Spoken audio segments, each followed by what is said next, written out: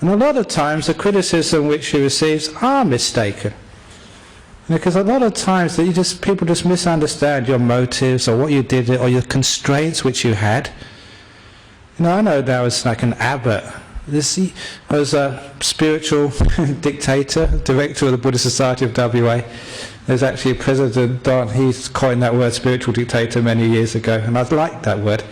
But you're not a dictator, but sometimes you're constrained with the choices which you can make. It's not easy actually to please everybody, and so you will upset somebody, and that's life. But when you actually you get judged, some people say, it's so unfair, I'm trying my best, I can't do more than that. Which is actually why the wisdom comes up to and say, yeah, it's okay for people to criticize you and to criticize you unfairly. Because that's just the nature of life, to be criticized unfairly. Happens to me, happens to you, happens to everybody in this world. And because it happens to everybody in this world, it's part of the course, it's not something gone wrong, so you don't make a big deal about it.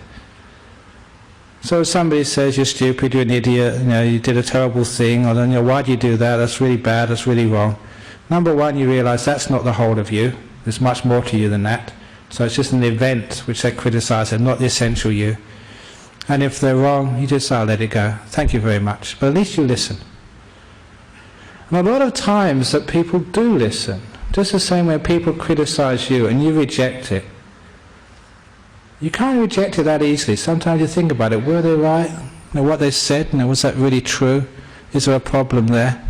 If someone says, you're a dog, I look at my bottom, I don't find a tail there, but I look a couple of times later on just to make sure.